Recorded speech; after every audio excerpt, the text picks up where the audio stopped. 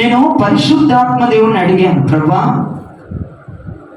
ఈ శుక్రవారం పూట ఈ శుక్రవారపు ఆరాధనలో నీ బిడ్డలకి ఈ వాక్యాన్ని మీరు తెలియజేయబోతున్నారని నేను అడిగినప్పుడు పరిశుద్ధాత్మ దేవుడు నాకు ఇచ్చిన వాక్య ధ్యానం రోమీయులకు రాసిన పత్రిక 8వ అధ్యాయము 28వ వచనం. రోమీయులకు రాసిన పత్రిక 8వ అధ్యాయము 28వ వచనం. దేవునిని ప్రేమించు వారికి అనగా ఆయన సంకల్పము చొప్పున పిలువబడిన వారికి మేలు కలుగుటకై సమస్తమును సమకూడి జరుగుచున్నవని ఎరుగుదుము. దేవునికి చేతులెత్తి మంచి స్తోత్రం చెప్పండి. అక్కడ రోమీయులలో అపోస్తుడైన పౌలయ్య రాస్తూ అంటాడు, దేవునిని ప్రేమించు వారికి సమస్తమును సమకూడి జరుగుచున్నవి. ప్రైజ్ ది లార్డ్ చెప్పండి. అక్కడ అపోస్తుడైన పౌలు గారు మాట్లాడుతున్న మాట, దేవునిని ప్రేమించు వారికి సమస్తము సమకూర్చి జరుగుతూ ఉన్నాయి. సమస్తము సమకూర్చి జరుగుతూ ఉన్నాయి. 1 కాదు, 2 కాదు, 3 కాదు, 4 కాదు, 5 కాదు, సమస్తం సమకూర్చబడి జరుగుతూ ఉన్నాయి. ప్రైజ్ ది లార్డ్ చెప్పండి. ఎవరికి జరుగుతాయి? సమస్తము దేవుడు ఎవరికి సమకూరుస్తాడంటండి? ఆయనను ప్రేమించు వారికి మాత్రమే. దేవుని ప్రేమించు వారికి మాత్రమే సమస్తము సమకూర్చబడుతున్నవి. దేవుడు సమకూర్చే దేవుడు. Praise the lord. హల్లెలూయా. దేవుడి వాక్యములు నాతో మాట్లాడినటువంటి ప్రత్యక్షత ఏంటంటే, నేను సమకూర్చువాడను, నేను సమకూర్చువాడను, నేను సమస్తమును సమకూర్చువాడను. అయితే దేవుడు ఎవరికి సమకూరుస్తాడు? దేవుడు సమస్తమును ఎవరికి సమకూరుస్తాడంటే, ఆయనను ప్రేమించు వారికి మాత్రమే ఆయన సమకూరుస్తాడు. ఎవరైతే దేవుణ్ణి ప్రేమిస్తారో, ఎవరైతే అపారముగా నా తండ్రిని ప్రేమిస్తారో వారికి మాత్రమే నా దేవుడు సమస్తాన్ని సమకూరుస్తాడట. సమస్తమును సమకూర్చున్నట్లుగా ప్రభు ఆజ్ఞ ఇస్తాడట. ప్రేమించడం అంటే ఏంటి అంటే, ప్రకటన గ్రంథంలో అపోస్తుడైన యోహాను భక్తుడు పద్మాసు దీపములో ప్రవశిస్తూ పరలోకపు యొక్క అంగళాలు ఎక్కినటువంటి వ్యక్తి అంటాడు, ఆయనను ప్రేమించడం ఏదనగా ఆయన ఆజ్ఞలను పాటించటమే ఆయనను ప్రేమించటం అంటాడు భక్తుడు. అపోస్తుడైన యోహాను అంటారు, ఆయనను ప్రేమించడం అంటే ఏంటంటే ఆ వాక్యమనే పొలిమేరలలో ఉండటమే, సరిహద్దులలో ఉండటమే ఆయనను ప్రేమించడం అంటాడు ఆ అపోస్తుడు.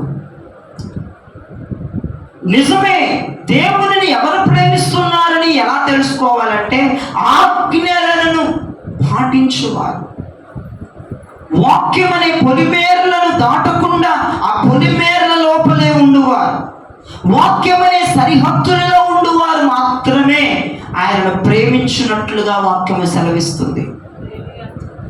ఇప్పుడు నువ్వు దేవునిని ప్రేమిస్తున్నావని ఎలా తెలుస్తుందంటే, ఆయనకి ఇష్టమైనటువంటి వాక్య పొలిమేరలలో ఉండాలి, వాక్యపు సరిహద్దులలో ఉండాలి, వాక్యములను పాటిస్తూ, వాక్యములను ఆచరిస్తూ, వాక్యములను 2 పాదములను మోపిన వ్యక్తివై మోపగలిగిన దాని నేను ఉన్నప్పుడు నువ్వు ప్రభుని ప్రేమిస్తున్నావని క్లియర్గా తెలిసిపోద్ది. దేవునికి స్తోత్రం చెప్పండి. ఇక్కడ వాక్యం క్లియర్గా మాట్లాడుతుందండి, ఇండైరెక్ట్గా మాట్లాడట్లేదు. దేవునిని ప్రేమించువా, మీ మనస్సాక్షిమే చేసుకొని చెప్పగలరా, నేను దేవుని ప్రేమిస్తున్నాను. దేవునిని ప్రేమించాలంటే అది క్రియారూపకముగా కనపడాలి, అది క్రియలలో ఎక్స్పోజ్ చేయాలి. ఏంటి క్రియ అంటే, సత్యమందు నిలబడి వాక్యపు పొలిమేరల లోపల ఉంటూ, వాక్యపు సరిహద్దులు దాటకుండా సరిహద్దులు యువతలే ఉంటూ, గిరిగీసినటువంటి దేవుడు ఆ గిరి లోపలే ఉంటూ ఎవరైతే ఆయనను ప్రేమిస్తూ ఉంటారో వారికి నా దేవుడు సమస్తమును సమకూర్చి జరిగించబోతున్నాడు. Praise the lord. ఏం చేయబోతున్నాడండి? సమస్తమును సమకూర్చి జరిగించబోతున్నాడు. నీవు దేవుణ్ణి ప్రేమించే వ్యక్తివైతే చాలు, నువ్వేమి చేయనక్కర్లేదు. నువ్వు దేవుణ్ణి ప్రేమించే వ్యక్తివైతే చాలు, ఆయన సమకూర్చి జరిగించే దేవుడై ఉన్నాడు. నీ పట్ల ఆయనకు ఉన్న సంకల్పం ఏదో దానిని సమకూరుస్తాడు. ప్రైజ్ ది లార్డ్ చెప్పండి. ఒకసారి చదువుతున్న మళ్ళీ వాక్యం నేను మొట్టమొదటి పాయింట్ చెప్తున్నాను చూడండి.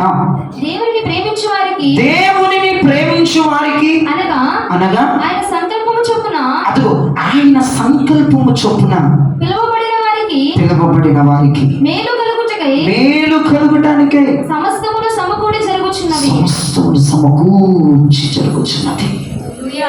మొట్టమొదటిది, దేవుని ప్రేమించే వారి పట్ల దేవుని సంకల్పము సమకూర్చి జరగబోతుంది. దేవుని సంకల్పం ఏంటి? నీ ఎడల దేవుని సంకల్పం ఏంటో అది దేవుడు మొత్తం అంతా ఫుల్ఫిల్ గా 100% సమకూర్చి నీ పట్ల జరిగించబోతున్నాడు.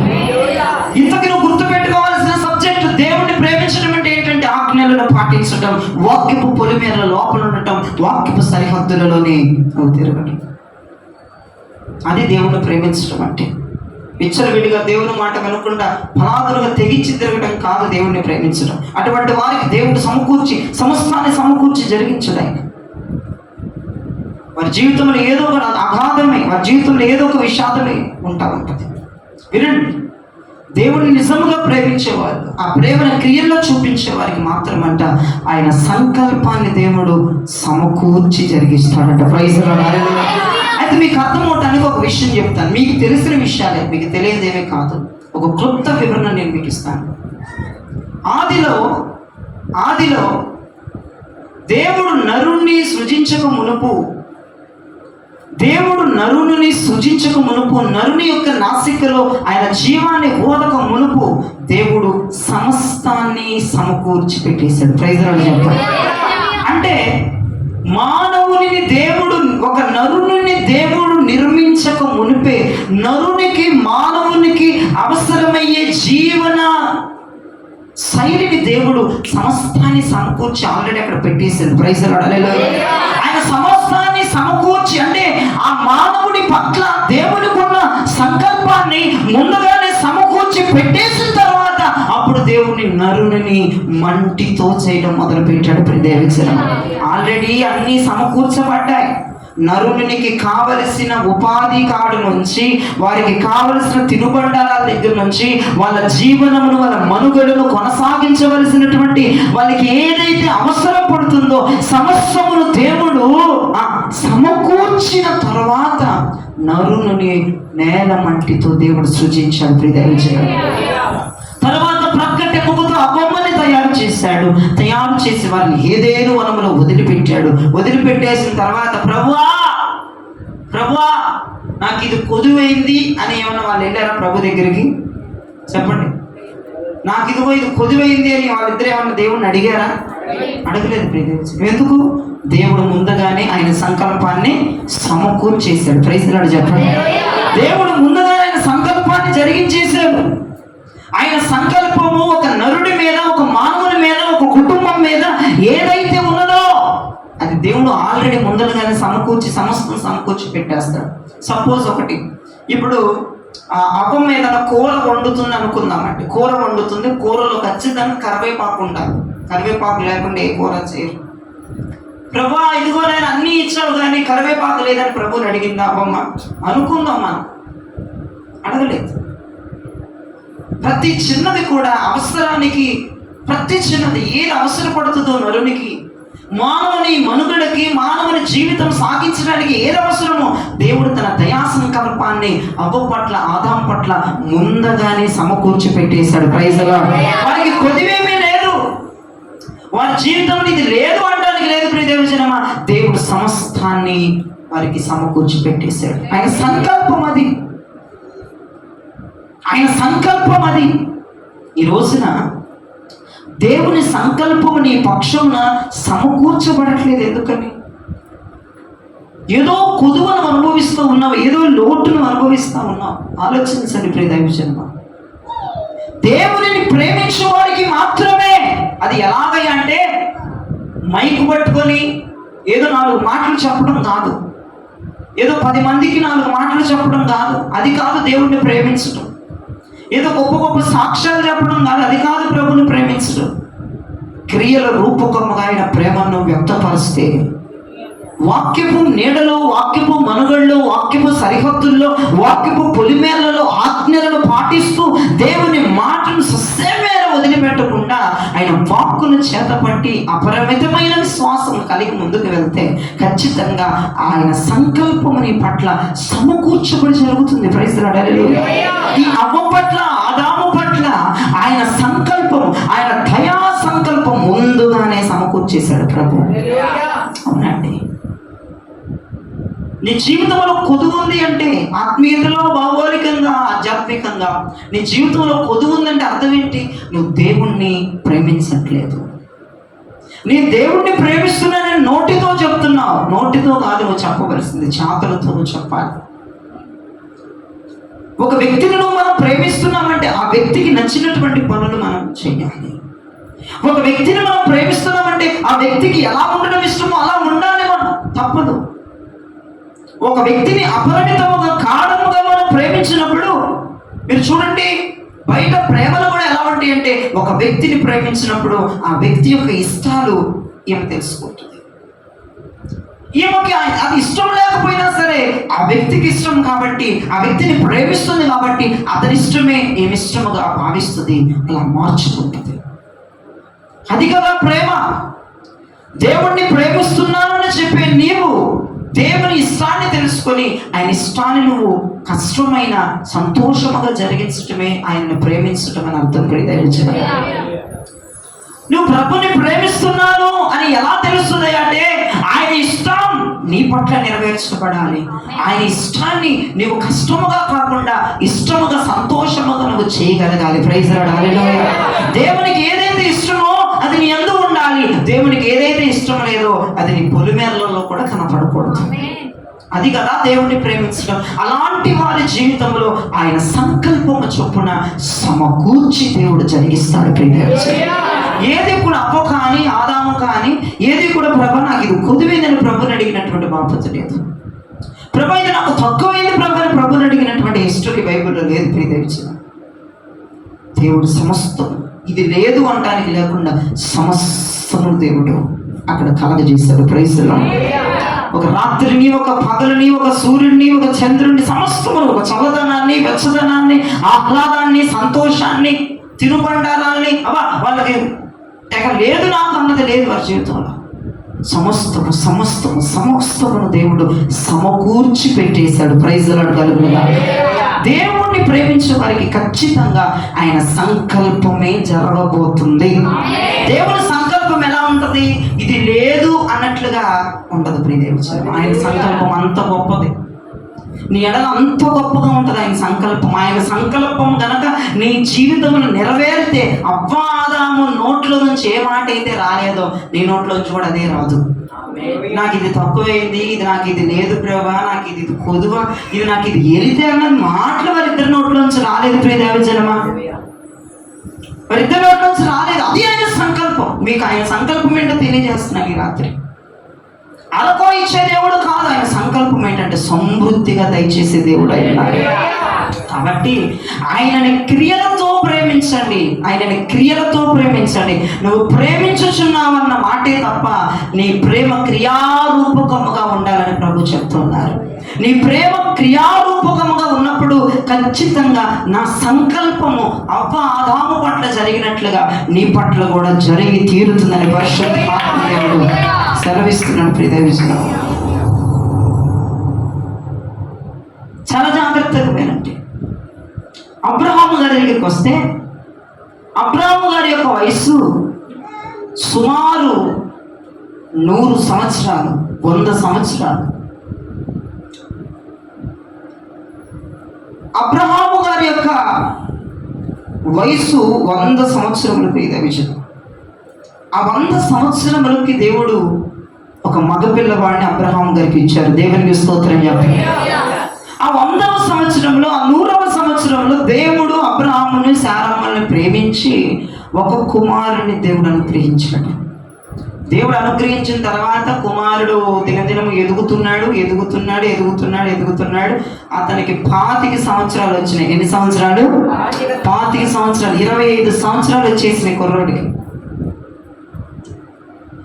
25 సంవత్సరాలు వచ్చినటువంటి అబ్రహాము కుమారుడికి దేవుడు ఏమన్నాడంటే, అబ్రహాము కనపడి, అబ్రహామా నేను చూపించిన దేశానికి రా, నేను చూపించే పర్వతం దగ్గరికి రా అని వాళ్ళ కేకేస్తున్నాడు.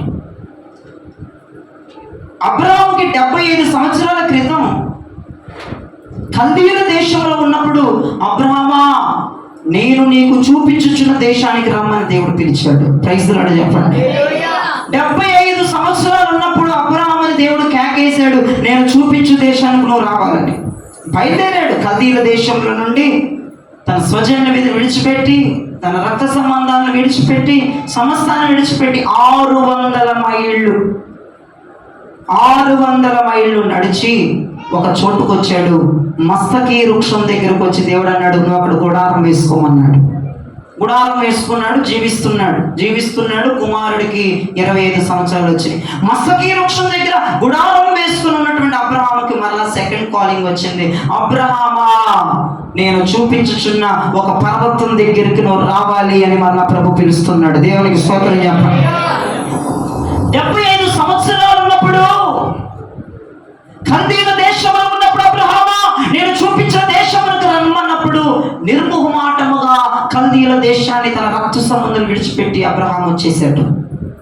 దేవుడు వచ్చేసినటువంటి అబ్రహాం మస్తకి వృక్షం దగ్గర గుడారం వేసుకుని ఉంటే, 600 మైళ్ళు నడిచి వచ్చి మస్తకి వృక్షం దగ్గర గుడారం వేసుకుని ఉంటే అక్కడ దేవుడు పరీక్షిస్తున్నాడు, మరలా ఇతగాడు నా మాట విని వస్తాడా రాడని.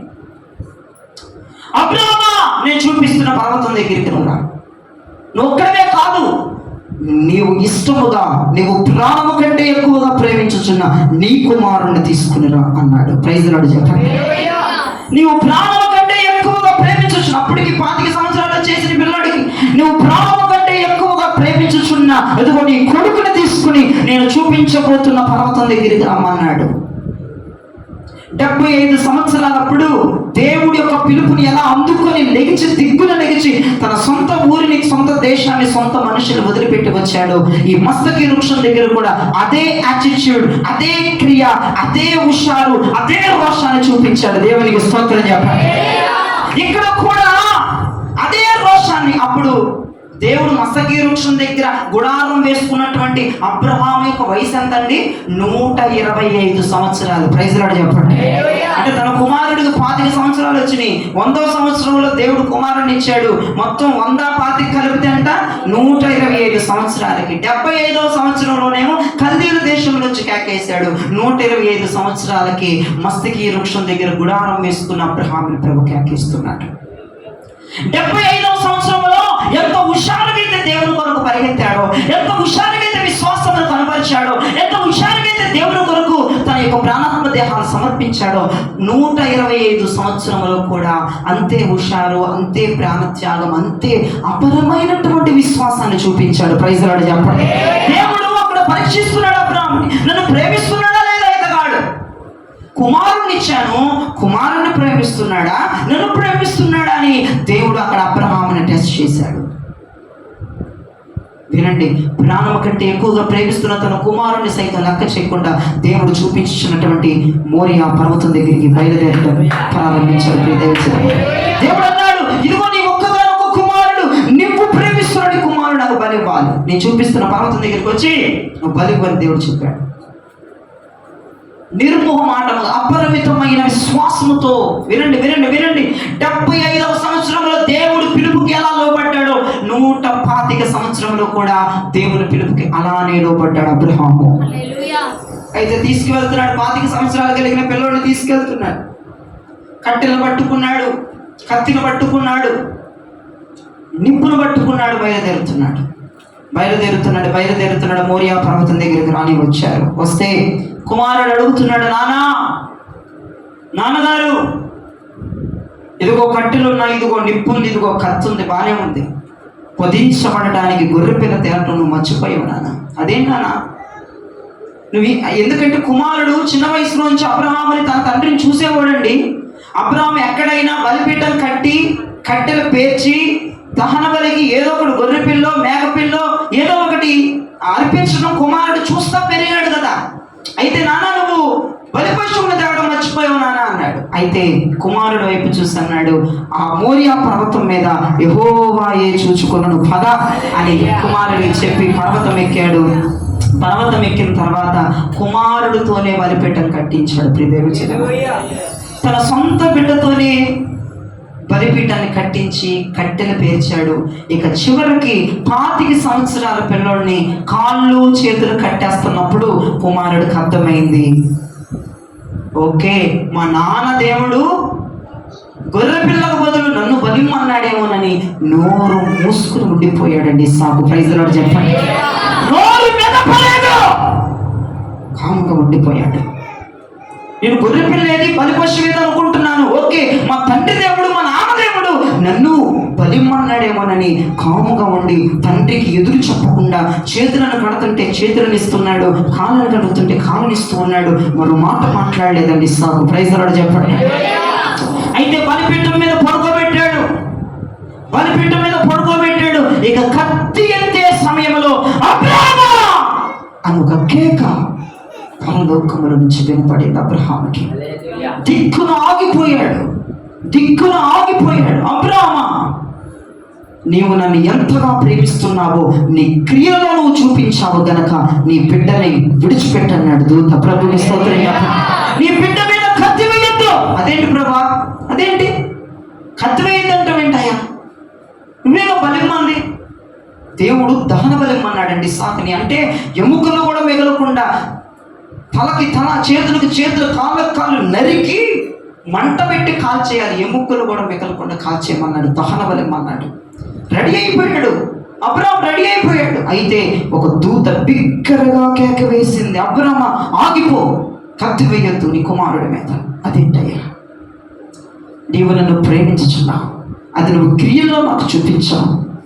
75వ సంవత్సరంలో ఏ విశ్వాసం అయితే నీకుందో, ఏ అపరిమితమైన ప్రేమ నీకుందో, కల్దీయుల దేశాన్ని, సొంత దేశాన్ని, సొంత మనుషుల్ని, ఆ భక్త శ్రమాన్ని వదిలిపెట్టి వచ్చామో, ఈ 125 సంవత్సరంలో కూడా అదే విశ్వాసం, అదే ప్రేమ, అదే ఎడతెగక, అదే రోషం, అదే కసి, అదే మంటతో నీ పిల్లోడిని నువ్వు అధికమైన ప్రేమతో ప్రేమించి నీ బిడ్డను కూడా తీసుకొచ్చి చంపడానికి వెనకాలేదు. కాబట్టి అదిగో పొద కనపడుతున్న పొదలో కొమ్ములు తీరిన పొట్టలు కనపడుతున్నది, గొర్రె పిల్ల కనపడుతున్నది.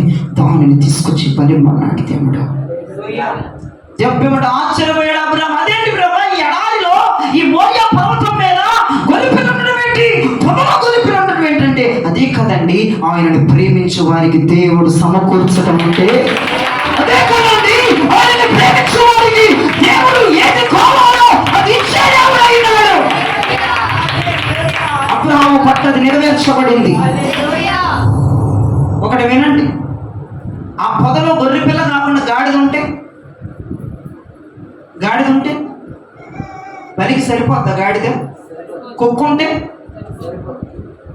వాటిని ఇవ్వకూడదుగా, బలి వాటిని ఇవ్వకూడదుగా, గొర్రె పిల్ల ఇవ్వాలి. ఏది అవసరమో బలిపీఠం కట్టిన తర్వాత ఎవరో ఒకరు బలి చేయాలి. బలి ఇవ్వకుండా అది శాపం అండి. ఆ రోజుల్లో అది చాలా రూల్. అది బలిపీఠం కట్టి కట్టెలు పేర్చిన తర్వాత బలి ఇవ్వకుండా డ్రాప్ అవ్వకూడదు. అయితే ఇస్సాకును దింపించేసి దేవుడు పొదలో పొట్టేళ్ళు కలిగినటువంటి కొమ్ములు కలిగినటువంటి గొర్రె పిల్లని దేవుడు అబ్రహాముకు చూపించాడు. అబ్రహాం అంటున్నాడు, ఈ పొదలో గొర్రె పిల్ల ఉండడం ఏంటి, ఈ ఎడారిలో, ఈ కొండ ప్రదేశంలో ఇది ఇక్కడికి ఎట్లా వచ్చింది, అసలు ఇదే ఉండాల్సిన రూలే ఉంది, అసలు ఏంటి ప్రభు అన్నప్పుడు, నేను నీ కొరకు సమకూర్చిన గొర్రె పిల్ల. చూసారండి, దేవుడికి నీకేది కావాలని తెలుసండి. సమయోచితంగా దేవుడు అనుగ్రహించే దేవుడు. ప్రైజ్ లార్డ్ చెప్పండి. సమయోచితంగా దేవుడు అనుగ్రహించేవాడు. గొర్రె పిల్ల, కొమ్ములు కలిగినటువంటి గొర్రె పిల్లని దేవుడు పొదలో ఉంచాడు. ఆ గొర్రె పిల్లని అబ్రహాము కొనిచ్చాడు. దేవుని ప్రేమించే వారికి చాలా జాగ్రత్తగా వినండి. దేవుని ప్రేమించే వారికి నీకు ఏది కావాలో దేవుడిని సమకూరుస్తాడు. నీకు ఏది అవసరమో, నీకేది అవసరం అదే ఇస్తాడు. నీకే కార్యము కావాలి దేవుడు అదే చేస్తాడు. నీ గుండె జబ్బు పోవాలంటే గుండె జబ్బే పోయేటట్టు చేస్తాడు, ఇంకోటి కాళ్ళకు పోయేటట్టు చేయడు. నీకు అవసరమైంది ఏది అది దేవుడు సమయానికి అంత చేస్తా ఉంటాడు. అబ్రహాముకి కావలసింది ఏదో అది సమయానికి పొదలో దేవుడు దాచిపెట్టేశాడు. అంటే నా దేవుడు అక్కడ కనబడుతున్నాడు, సమకూర్చే దేవుడుగా నాకు కనబడుతున్నాడు. నీకు అవసరమైనది దేవుడు సమకూర్చేవాడు. ఇంతకీ నీకు అవసరమైన దేవుడు ఎప్పుడు సమకూరుస్తాడు?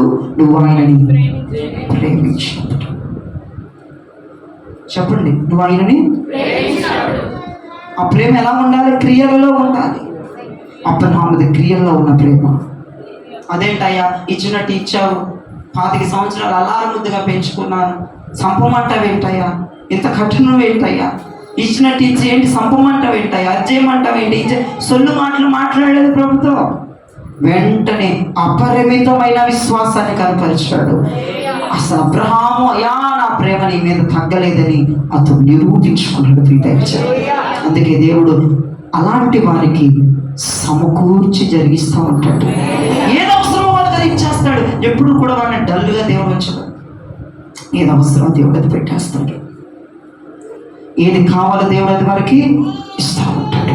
ఆయన ప్రేమించు వారికి ఆజ్ఞలను పాటిస్తూ వాక్యపు పొలిమేరలలో, వాక్యపు సరిహద్దులలో ఉంటూ ఆయన మాటలు వింటున్నటువంటి విశ్వాస బృందానికి దేవుడు ఏం చేస్తాడు తెలుసా? నీకు కావలసిందే దేవుడు నీకు సమకూరుస్తాడు. ప్రైజ్ లార్డ్ చెప్పండి.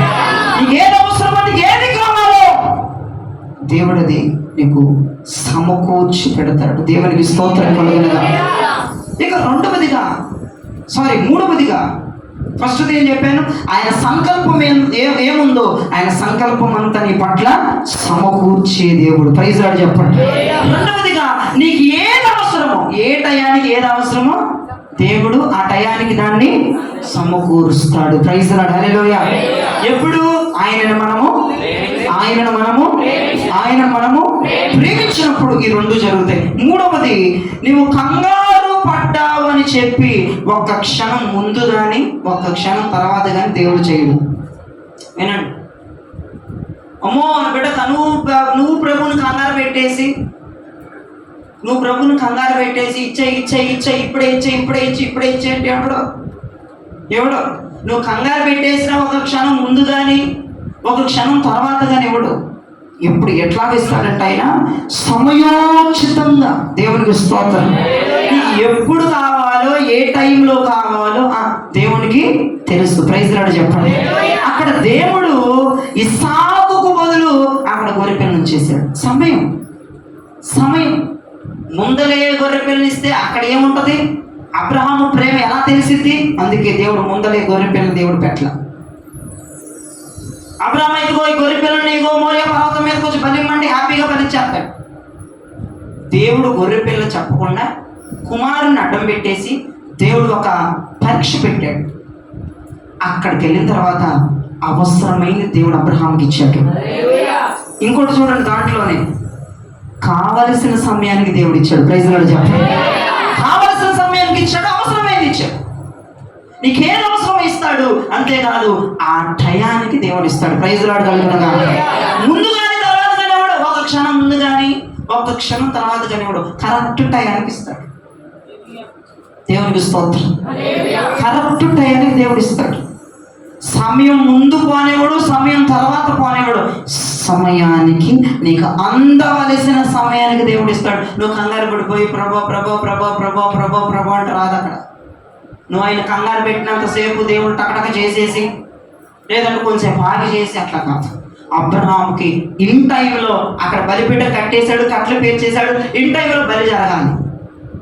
గొర్రెపిల్ల టైంకి దేవుడు అక్కడ పెట్టేశాడు. నీకు కూడా నువ్వు దేవుని ప్రేమించేదానివైతే మూడవదిగా నేను చెప్తున్నాను, నీ టయానికి నీకు కావలసిన టయానికి వచ్చేసి పడిపోతే నీ చేతిలో ధనం.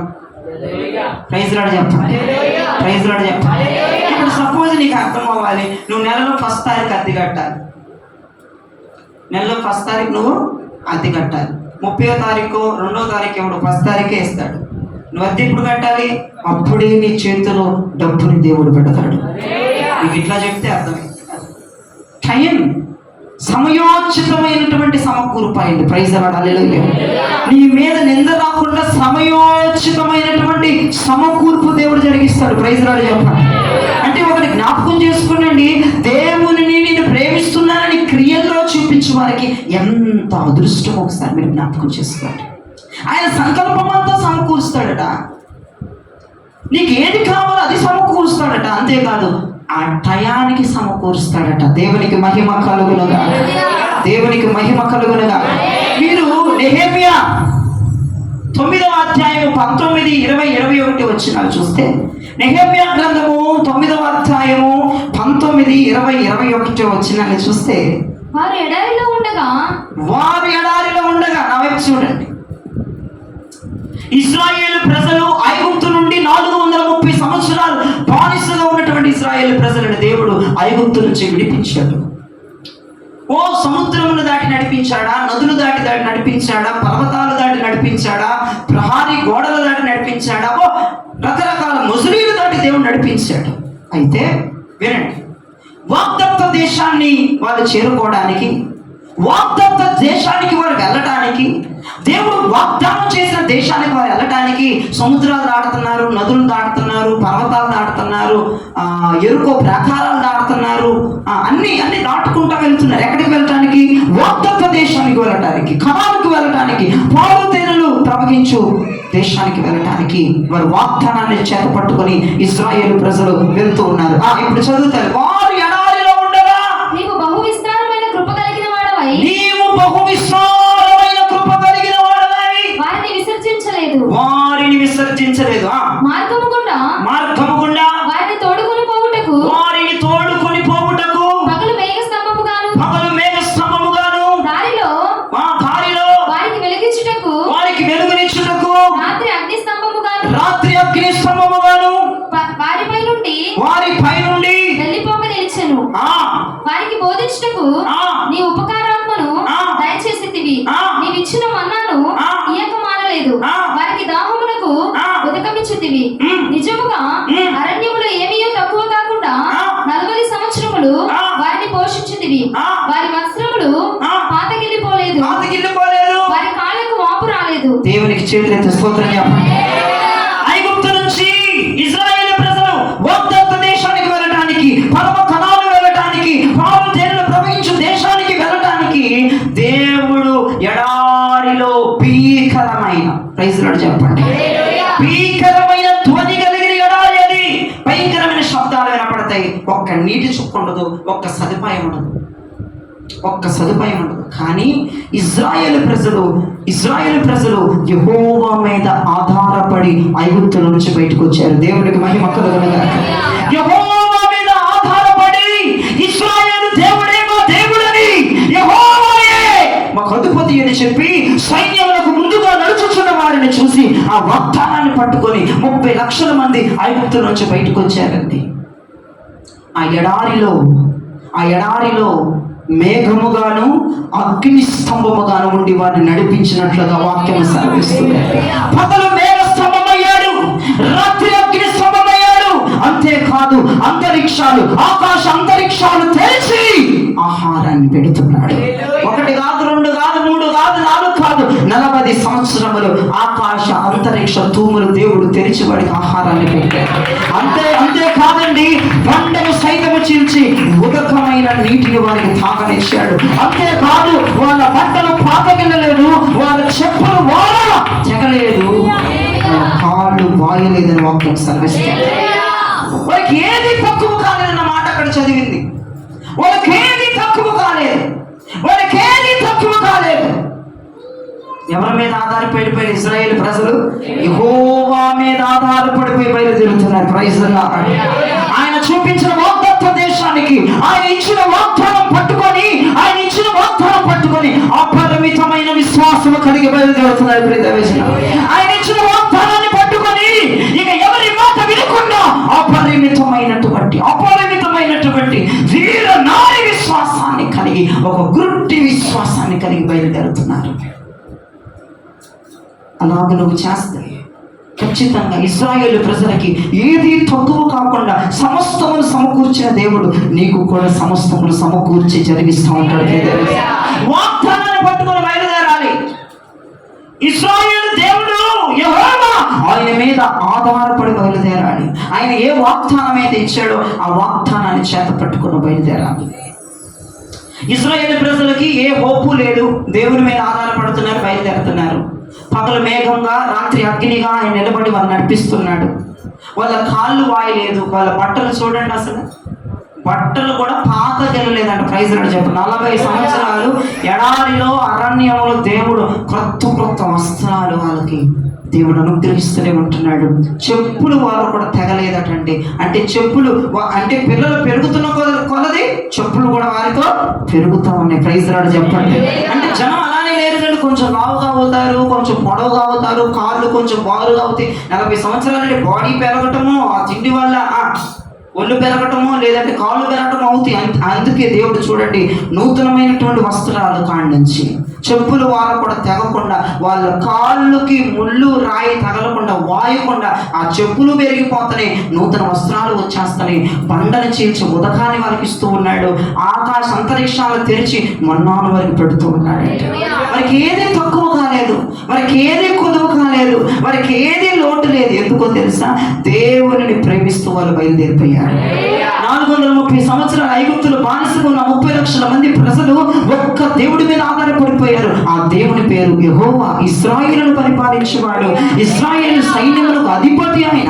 ఆయన మీద ఆధారపడిపోయి వాగ్దానాన్ని పట్టుకొని చెలో బయలుదేరిపోయారండి.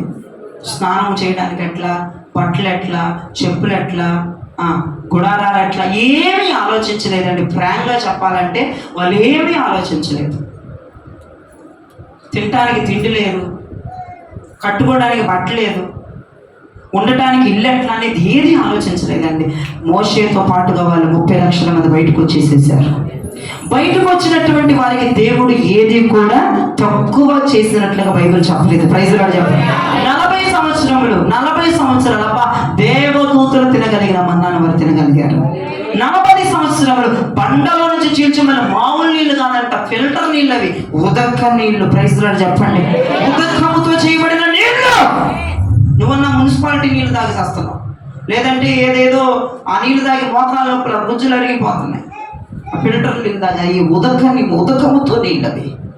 ఆ నీళ్లు తాగిన వారు జీవముతో శక్తితో నింపబడతారు. వాళ్ళకి పెట్టిన ఫుడ్ కానీ, వాళ్ళు తాగిన నీళ్లు కానీ, వాళ్ళు వేసుకున్న బట్టలు కానీ, వాళ్ళు వేసుకున్న చెప్పులు కానీ, వారి మీద ఉన్న మేఘం కానీ, అగ్ని కానీ మామూలు కాదండి. ఏది కొదువులేదు అరణ్యంలో. అసలు అరణ్యంలో ఏది దొరకదు. నన్ను అడిగితే ఒక్క నీటి చుక్క దొరకదు, ఆహారం దొరకదు, ఒక షెల్టర్ దొరకదు. అటువంటి అరణ్యంలో ఏది తక్కువ కాకుండా ప్రభు చేశాడు. ఈరోజు నీ పట్ల కూడా దేవుడు ఎందుకు చేయడు? నువ్వు ఆయన ప్రేమిస్తే, వాగ్దానాన్ని పట్టుకుని ఆయన మీద ఆధారపడిపోయి, ఆయన మీద డిపెండ్ అయిపోయి, ఇక నాకు నువ్వు తప్ప వేరొక దిక్కు లేదని చెప్పి ఆయన పాదాలు పట్టుకుని నడిస్తే నీకు కూడా దేవుడు ఏది తక్కువ కాకుండా చేసేవాడు. ఈ రోజున ఆత్మీయంగా కొదువు ఉంది నీలో, అంటే భక్తి విషయంలో కొదువుగా ఉన్నావు. ఆధ్యాత్మికంగా అంటే భక్తి విషయంలో కొదువుగా ఉన్నావు, లోకం విషయంలో కూడా కొదువుగా ఉన్నావు. ఒకవైపు డబ్బు కొదువుగా ఉంది, ఒకవైపు తిండి కొదువుగా ఉంది, ఒక పూట గడిస్తే హైలైట్ నీ కుటుంబంలో. ఒకవైపు ఆత్మీయతలో భక్తి సరిగ్గా లేదు, ఆత్మీయతలో కొదువుగా ఉంది. ఎందుకు కొదువుగా ఉందంటే నువ్వు దేవుణ్ణి ప్రేమించట్లేదు సరిగ్గా. ఆయన ఇచ్చిన వాగ్దానాన్ని పట్టుకుని ఆయన వైపు చూసి ప్రయాణం చేయట్లేదు, ఆయన మీద ఆధారపడి వెళ్ళట్లేదు. లేకపోతే ఎప్పుడో ఆయన సంకల్పం సమకూర్చి జరిగేది నీ పట్ల. ఎప్పుడో నీకు కావలసిన దేవుడు ఇచ్చేవాడు, ఎప్పుడో ఇన్ టైంకి ఆ టయానికి దేవుడిని చేతిలో పెట్టేవాడు. ఇశ్రాయేలు ప్రజలు ఇది కొదువుగా ఉందన్న రికార్డ్ లేదండి. 40 సంవత్సరాలు సమస్తమును దేవుడు వారికి సమకూర్చి జరిగించాడు. ఎందుకంటే 30 లక్షల మంది కాల్బలము దేవుని మీద ఆధారపడిపోయింది. ప్రైజ్ లార్డ్ చెప్పండి. దేవుని మీద ఆధారపడిపోయింది, ఎవరి మీద ఆధారపడలేదు. ఇశ్రాయేలు ఆయన మీద ఆధారపడింది. 40 సంవత్సరాలు వాళ్ళ ఒళ్ళు వాయకుండా దేవుడు నడిపించేశాడు. ప్రైజ్ లార్డ్ చెప్పండి. నువ్వు కూడా వాగ్దానాన్ని పట్టుకొని దేవుని మీద ఆధారపడి ముందుకు కొనసాగాలి. వాగ్దానాన్ని పట్టుకొని ప్రభుకి, ఆ ప్రభు యొక్క త్రోవలో వెళ్ళిపోతూ ఉండాలి. వాగ్దానాన్ని పట్టుకొని ఆయన మీద ఆధారపడి పరిగెడతా ఉండాలి. అంతేగాని ఎవరెవరి మీద ఆధారపడాలి, ఎవరెవరి మీద సహాయం కోరుకోవటాలు నువ్వు చేయకూడదు. అందుకే నా సేవా జీవితంలోనండి మీరు జ్ఞాపకం చేసుకోండి, ఏ ఒక్కరిని కూడా మైక్లో అనౌన్స్ చేసి మా చర్చికి ఇది ఇవ్వండి, మా చర్చికి అది ఇవ్వండి నేను అడగలేదండి. ఇప్పుడు నేను పట్టుకున్న మైక్ నాకు ఎలా వచ్చిందండి, వింటున్న సౌండ్ బాక్స్ ఎలా వచ్చింది, నేను అడుక్కోలేదు.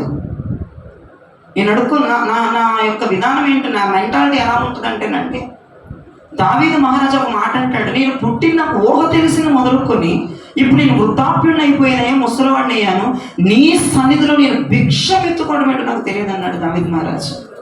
నిజమే, ఈరోజు కూడా చెయ్యి చాపి అడిగింది లేదు, కానీ నా పరిచర్య జీవితంలో దేవుడు అలా అనుగ్రహిస్తున్నాడు. ప్రైజ్ లార్డ్ చెప్పండి.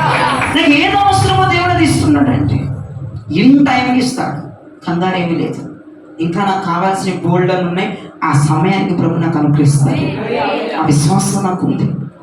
నువ్వు దేవుడిని ప్రేమించే వ్యక్తి అయితే అడుక్కునేటట్టుగా ప్రభు చేయడు. నా సేవా జీవితంలో చేయి చాపి ఏమైనా అడుక్కోలేదు, కావాలంటే నేనే వదిలేశాను, వేలు డబ్బులు వదిలేశాను. నేను చాలా మంది నాకు సజెషన్ ఇచ్చారు, నువ్వు తీసుకోవాలి డబ్బులు, అలా తీసుకోవాలి డబ్బులు, అలా డబ్బులు తీసుకుంటే ఈ పూట నేను మీకెక్కడ దొరికేవాడిని, మీకెక్కడ దొరికేవాడిని? నేను ఎన్ని వదిలేశానండి, ఎన్ని వేలు వదిలేసుకుంటాను, ఎన్ని లక్షలు వదిలేసుకుంటానండి 12 సంవత్సరాల్లో. ఆలోచించండి. మీకు తెలుసు కొన్ని వేలు వదిలేశాను, మీకు తెలియక కొన్ని వేలు వదిలేశాను. వద్దంటాను అంతే. మీరు ఇప్పుడు చూస్తున్నారు, నేను ఫస్ట్ నుంచి అంతే. ఆ డబ్బే ఉంటే ఈ రోజున నేను ఇక్కడ నేల మీద నిలబడే ఉన్నా. అదే ఉంటే దేవుడు ఇంకెంతగా నేను వెళ్ళిపోయేవాడిని, ఇంకెంతగా ఫామ్ వెళ్ళిపోయేవాడిని. అసలు డబ్బు ఉంటేనే కదా ఏదైనా సాధించేది. దేవుడు నాకు అవసరం ఏంటాయనికి అవసరం ఏంటి, మీటింగ్స్ పెట్టాలని అవసరం ఏంటాయనికి ఇచ్చేవాడు. ఏమి ఒక రూపాయి లేకుండా డేట్లు ఇచ్చేసి కాంప్లీట్లు వేపించేసిన తర్వాత కూడా దేవుడు ధనాన్ని ఇచ్చి, ఆ రోజు నా జీవితంలో నేను ఇప్పటికీ మర్చిపోను. ప్రియదర్శ, ఏది అవసరమో, ఏది కావాలో, ఏ టయానికి దేవుడు ఏది ఇవ్వాలో అది నాకు ఇస్తా వస్తున్నాడు. దేవుడికి స్తోత్రం చెప్పండి. ఏ రోజు కూడా నన్ను భిక్షాటన చేసేటట్టుగా దేవుడు నన్ను ఉంచలేదు. ఏ రోజు నన్ను 10 మందిలో భిక్ష పడుకునేటట్టుగా దేవుడు నన్ను చేయలేదు. నేను అడగను, నాకు ఇష్టం లేదు. ప్రభువా నువ్వు ఇస్తే నేను తీసుకుంటా, లేదు. నేను ఆయన ప్రేమించడం నేర్చుకున్నాను, ఆయన ఆజ్ఞలను పాటించడం నేర్చుకున్నాను. ఆయన వాక్య పొలిమేరల లోపల ఉంటూ ఆ సరిహద్దులు బయటికి వెళ్లకుండా వాక్యపు సరిహద్దుల లోపల ఉంటూ నేర్చుకున్నాను. దేవుడు నాకు ఆయన సంకల్పాన్ని సమకూర్చడం ఆయన నాకు ఇస్తూ ఉన్నారు. అంతేకాదు ప్రియ దైవజనమా, నాకు కావాల్సింది ఏదో దేవుడు ఆ టయానికి, నాకు కావాల్సింది గొర్రెపిల్లే, ఆ గొర్రెపిల్ల ఇస్తాడు, అది కూడా టయానికి ఇస్తాడు. దేవుడికి స్తోత్రం. అబ్రహాముకు కావాల్సిన గొర్రెపిల్ల, ఆ గొర్రెపిల్ల పొదలో ఉంది, టయానికి ఉంది. ప్రైజ్ లార్డ్ చెప్పండి. నా సేవా జీవితంలో 12 సంవత్సరాల సేవా జీవితం అంతా కూడా గొర్రెపిల్ల టయానికి, గొర్రెపిల్ల టయానికి, గొర్రెపిల్ల టయానికి. నాకు కావాల్సిన వస్తువు టయానికి దొరికేది, టయానికి అందేది. ఒక నిమిషం యువతలు కానీ, ఒక నిమిషం అవతల కానీ దొరికేది కాదు, టయానికి. ప్రైజ్ లార్డ్ చెప్పండి. సమయోచితమైన కార్యం దేవుడు నా పట్ల చేశాడు. ఎందుకంటే ఆయన ఆజ్ఞలను ప్రేమిస్తూ, నా ప్రభుని ప్రేమిస్తూ, వాక్యమును ప్రేమిస్తూ, వాక్యమును హత్తుకుంటూ, వాక్యము లోతుల్లోనికి వెళ్ళిపోతూ, వాక్యమును పాటిస్తూ, వాక్యమును దాటకుండా వాక్యం లోపలే, గిరిగీసిన లోపలే ఉంటూ ఉన్నాను. కాబట్టి నా దేవుడు ఆయన సంకల్పాన్ని నా దగ్గర సమకూర్చారు. ఆయన సంకల్పం ఏంటి నా మీద, నేను దైవజనుడిగా మారాలని. ప్రైజ్ లార్డ్ చెప్పండి. ఇది ఒక కనబడుతుంది ఆయన సంకల్పం నా మీద. ఒకటి అయిపోయింది. ఇక రెండవది ఏంటిది, నాకు ఏది కావాలో అది ఇవ్వటం. ఇచ్చేశాడు, అన్ని ఎక్విప్మెంట్స్ దేవుడు ఇచ్చాడు. ఇంకా రానున్న దినాలు దేవుడు ఇవ్వబోతున్నాడు. నాకు గొర్రెపిల్ల కావాలి, గొర్రెపిల్ల ఇచ్చాడు. మైక్ సెట్ కావాలి, మైక్ సెట్ ఇచ్చాడు. ఇక నాకు ఏం కావాలో చర్చికి సంబంధించి నాకు ఏం అవసరం దేవుడు అన్ని చేస్తూ ఉన్నాడు. అది కూడా టయానికి దేవుడు ఇస్తూ ఉన్నాడు. నీ జీవితంలో కూడా దేవుడు చేస్తాడని చెప్తున్నా. నీ జీవితంలో కూడా ఆయన సంకల్పం నెరవేరుద్దని చెబుతున్నా.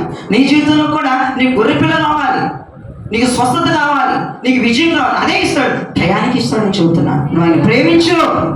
ముందర అడుక్కోవడం కాదు, నువ్వు ఆయన ప్రేమించు.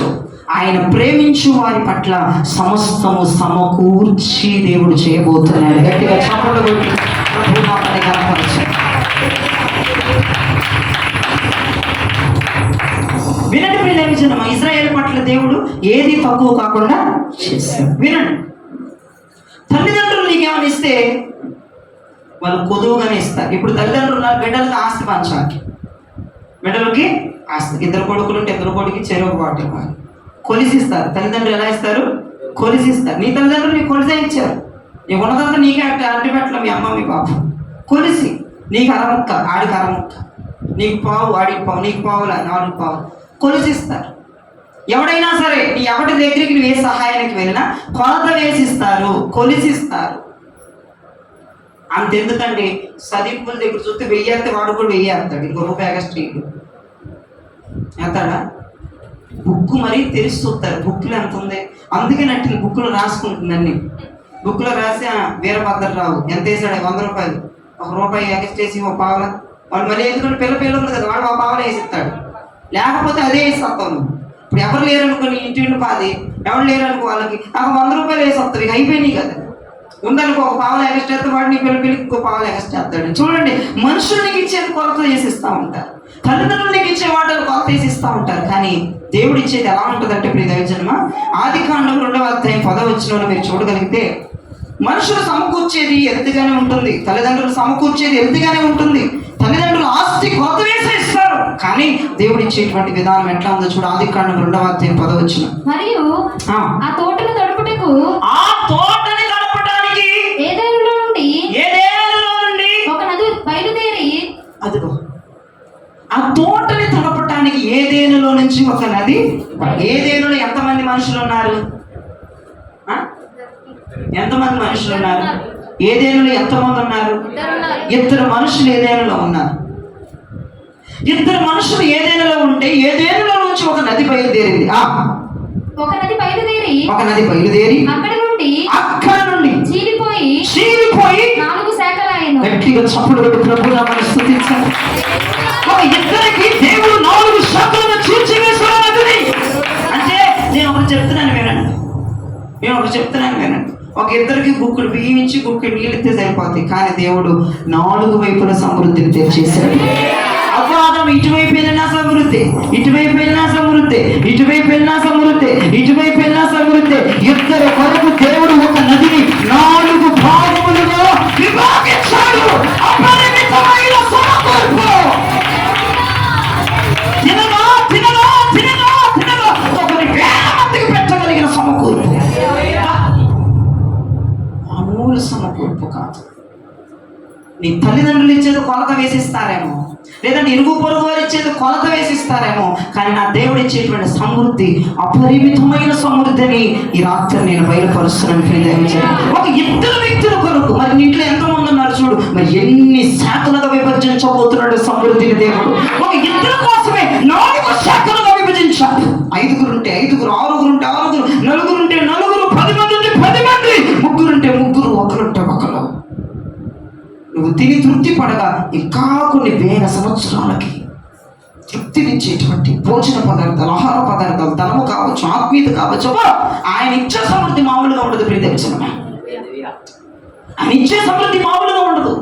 మనుషులు ఇచ్చేది ఎట్లా ఉంటుంది? కొలత. దేవుడు ఇచ్చేది ఎట్లా ఉంటుంది? కొలత ఉండదు నా బాబు.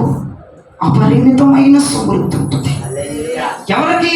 ఆయనను ప్రేమించు వారికి ఒక నది 4 శాఖలుగా, ఉత్తరం, పడమరం, తూర్పు, దక్షిణం మొత్తం 4 వైపులుగా వ్యాప్తి చెందుతుంది.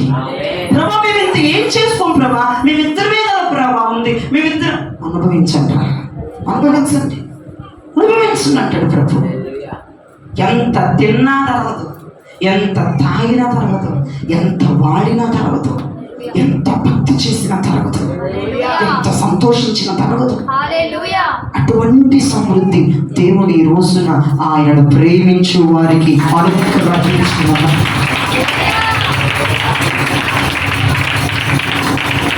వారు ఎటుపోయిన దాహం తీర్చేటువంటి సమృద్ధి దేవుడు తీర్చేశాడు. ఆయన సమకూర్చుదాకా ఉండండి. ప్రైజ్ లార్డ్ చెప్పండి. ఆయన సమకూర్చేదాకా ఉండరా బాబు, కంగారు పడబాకు. చాలా మంది కంగారు ఎక్కువ. ఆయన సమకూర్చేదాకా ఉండొచ్చు కదా, సమకూర్చేదాకా ఉండరు. మొత్తం పని అయిపోవాలి, టపటప అయిపోవాలి. ఆయన కంగారు పెట్టేస్తా ఉండి సమకూర్చేదాకా ఉండరు. దావీదు అయితే రాజుకు అల్లుడైపోవాలని కుర్రాడు యమ హుషారు మీద ఉన్నాడు. వినండి, దావీదు గారు రాజుకు అల్లుడైపోవాలి, నేను రాజుకి అల్లుడైపోవాలి, ఏమిస్తాడంట, పిల్లనిస్తాడంట, బంగారం ఇస్తాడంట, అది ఇస్తాడంట అని చెప్పి రాజుకు అల్లుడైపోయాడు. దేవుడు అల్లుడు చేశాడా రాజుకి? దావీదు అంటే వెళ్ళిపోయాడా? సెపరేట్ అండి. దేవుడు చేశాడా అల్లుడిని, దావీదు వెళ్ళిపోయాడా? ఇది తెలియదా ఎవరికి? మీకు తెలియదా? ఎవరు చేసుకున్నారు? రాజు ఇచ్చిన ఆర్డర్ ఏంటి? రాజు వేసిన ఆర్డర్ ఏంటి? నా పిల్లనిచ్చి నా కూతురు నుంచి పెళ్లి చేస్తాను, కావలసిన చెప్పండి, కావలసిన బంగారమును డబ్బును వాడికి ఎంత కావాలో అంత ఇస్తాను, నా కూతురును కూడా ఇచ్చి. దేవుడు చెప్పాడు, సౌలు చెప్పాడు? దేవుడు చెప్పాడు, సౌలు చెప్పాడు? దేవుడు చెప్పాడు, సౌలు చెప్పాడు? మరి ఇందాక దేవుడు చెప్పాడు అనుకున్నా దయ్యమా? మీకు వాక్యం మీకు చదివి సర్దేనాక మీకు మొగ్గు మొహాలు వేసుకుని వస్తారు సంఘానికి.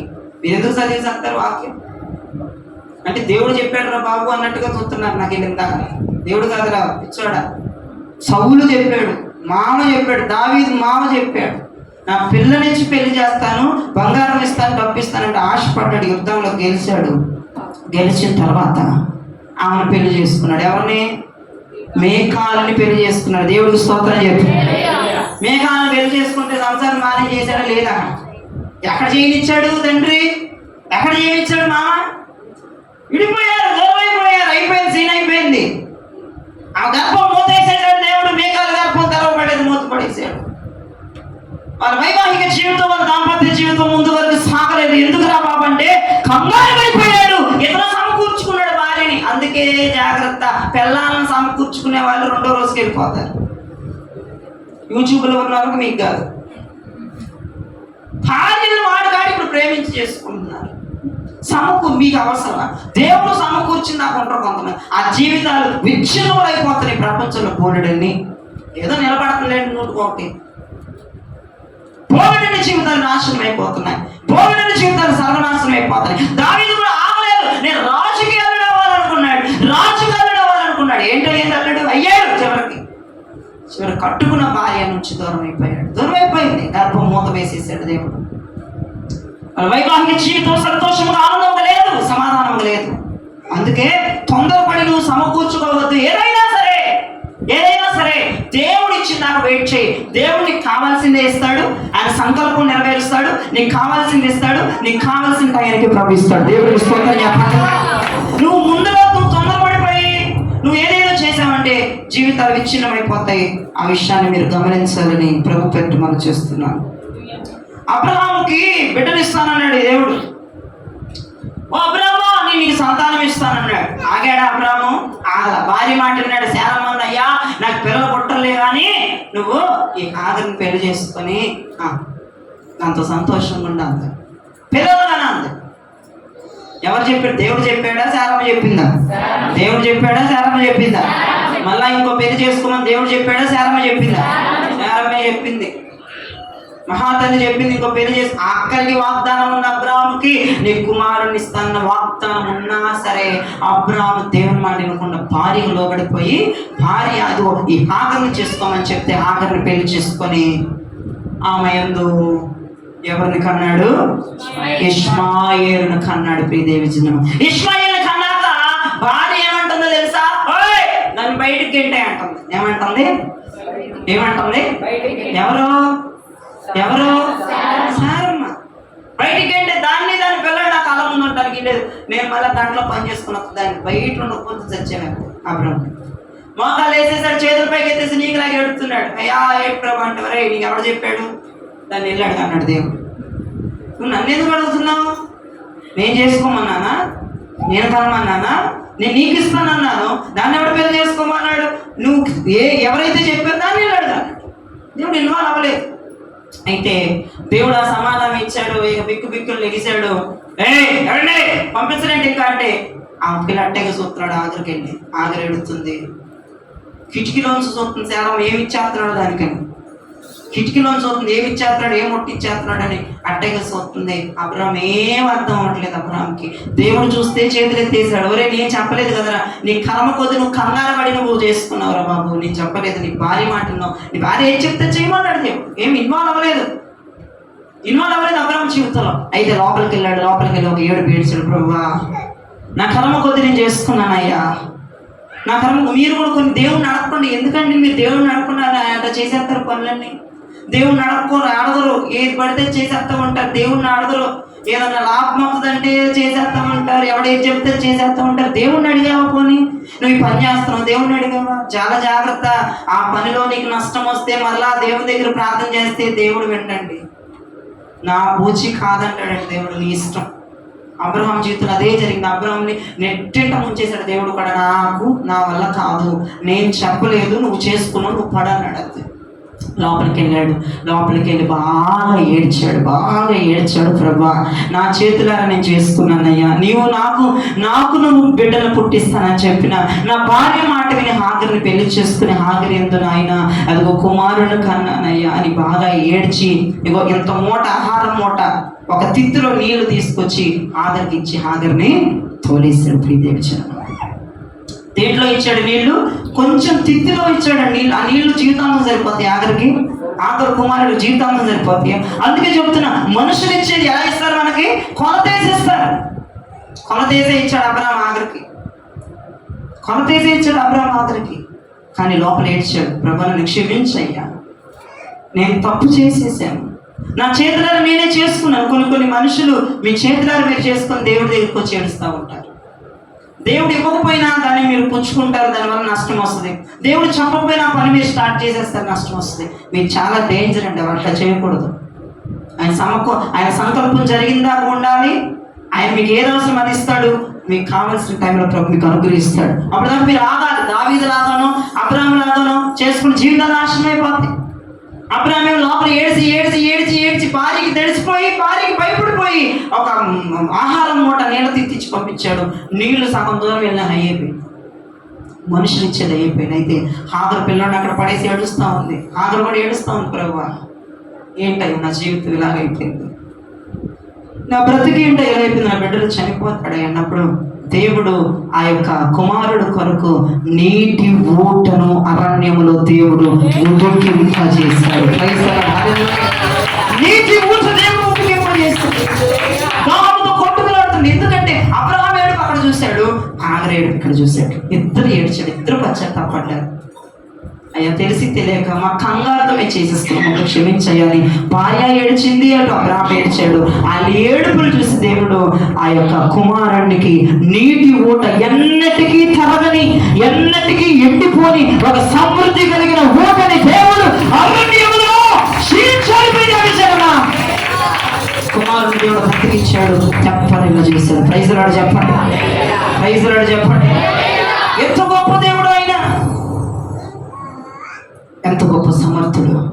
ఒకటే చెప్తున్నాను, మీరు కంగారు పడి మీరు సమకూర్చుకోవద్దు, మీరు కంగారు పడి మీరు ఏ పని చేయొద్దు. మీరు కంగారు పడి దేవుడి దగ్గర తీసుకురాకుండా, దేవుడి దగ్గర ఒక మాట చెప్పకుండా, దేవుడికి ఒక మాట తెలియజేయకుండా, ప్రార్థనలో ఒక మాట మీరు పెట్టకుండా, దేవుడు అది ఓకే అన్న తర్వాత చేయాలి తప్ప, మీరు గనక మీ కంగారుతోనో, మీ యొక్క మూర్ఖత్వముతోనో, మీ యొక్క ఎగిసిపాటుతనంతోనో మీరు చేస్తే, ఆ పని ఫెయిల్ అవుతే, దేవుడిని అడిగితే నన్ను ఎందుకు అడుగుతున్నావు, నువ్వు ఎవడు సహాయం చేశాడు ఆడిని వెళ్ళి అడుగు అంటాడు. ఈ పనికి ఎంతమంది క్యాండిడేట్లు ఉన్నారు, ఆ క్యాండిడేట్లు నేను అడుగు అంటాడు. ఈ పనికి నువ్వు ఎవరెవరిని సంప్రదించావో వాళ్ళు వెళ్ళాడు అంటారు. నువ్వు నన్ను అడిగి చేసావా, నీ బాబాయిని అడిగి చేసుకున్నావు, నీ పిన్నిని అడిగి చేసుకున్నావు, నీ భర్తను అడిగి చేసుకున్నావు, నీ తోబుట్టుని అడిగి చేసుకున్నావు, నీ రక్త సంబంధులు అడిగి చేసుకున్నావు, లేదా నీ కొలీగ్స్ని అడిగి చేసుకున్నావు, లేదా నీ స్నేహితులను అడిగి చేసుకున్నావు. నన్ను అడిగి చేయలేదు కానీ దేవుడు వదిలేస్తే జాగ్రత్త. దేవుడు సమకూర్చేదాకా కొంచెం ఉండండి, ఎగిసిపడవాలండి. దేవుడికి ఏది ఇవ్వాలో, ఏ టైంలో ఇవ్వాలో, ఆయన సంకల్పం ఎలా నెరవేర్చాలో దేవుడికి తెలుసా తెలియదా? దేవుడికి సమస్తం తెలుసు. నువ్వు ఆయన ప్రేమించడం నేర్చుకో, నిజాయితీగా ప్రేమించడం నేర్చుకో, నీతిగా ప్రేమించడం నేర్చుకో. మనుషుల్ని కొలతీసిస్తారు, నా దేవుడు అపరిమితమైన సమృద్ధిని కనిపిస్తాడు. నువ్వు ముందు ఆయన ప్రేమించడం నేర్చుకో. నువ్వు కంగారు పడాల్సల్లా, టయానికి వచ్చి పడిపోద్ది అంతే. నువ్వు కంగారే పడాలి, ఎప్పుడు ముసుగేసుకుని హాయిగా పడుకోవచ్చు, నువ్వు కంగారు పడవద్దు. కానీ దేవుడు ఇచ్చిన దాకా ఆగు. దేవుడు ఇచ్చిన దాంట్లో అద్భుతమైన ఆశీర్వాదం దాగుంటుంది. దేవుడు ఇచ్చిన దాంట్లో అద్భుతమైన అపరిమితమైన ఆశీర్వాదం దాగుంటుంది. ప్రైజ్ లార్డ్, హల్లెలూయా. నీవు సమకూర్చుకున్న దానిలో నీ అంతటి నువ్వు చేసుకున్నాక దేవుడు జోకించి, దేవుడు చెయ్యడు, దేవుడు కాలు కూడా పెట్టడు, ఎడకాలు బొట్టనీళ్ళు కూడా పెట్టడు దేవుడు. కాబట్టి సమస్తము దేవుని పేరట వదిలిపడేసే, సమస్తం దేవుని వదిలిపడేసే. దేవుడిని అవమానపరచడు, దేవుని ఆకలితో ఉంచడు, దేవుని దప్పికతో ఉంచడు. ఇజ్రాయేల్ ప్రజలు 40 సంవత్సరాలు ఏది తక్కువ కాకుండా చూసుకున్న దేవుడు నేను కూడా చూసుకోవడానికి ససిద్ధంగా ఉన్నాడు. నువ్వు ప్రేమించు, నువ్వు దేని గురించి ఆలోచించదు దయచేసి ప్లీజ్. పిల్లలకు పెళ్ళిళ్ళని ఏదో కట్టేసేయాలని ఏదో చేసి ఆలోచించాల్సిన అవసరం లేదు. నువ్వు నమ్మిన దేవుడు నిజమైనోడైతే, నువ్వు నమ్మిన దేవుడు హుషారు కలిగిన దేవుడు అయితే, నువ్వు నమ్మిన దేవుడు జీవాధిపతి అయితే, నువ్వు నమ్మినోడు రోషం కలిగినోడైతే నువ్వు దేని గురించి ఆలోచించొద్దు. ఆయనకి నీ ప్రాణాత్మ దేహాలు వదిలేసి ఆయన ప్రేమించడం నేర్చుకో. సమయోచితమైన కార్యాన్ని, సమయోచితమైన సంకల్ప సమకూర్పును, సమయోచితమైన గొర్రెపిల్లని సమయోచితమైన టైంకు దేవుడు నీకు సమకూర్చి ఇవ్వబోతున్నాడు. దాన్ని ఆలోచిస్తా. వాక్యం దేవుడు దీవించి వినికి ఆస్వాదించి ఫలింపచేయగా. ఎంతమందికి అర్థమైంది? ప్రభుకు 2 చేతుల పైకి మంచి స్తోత్రం చెప్పండి.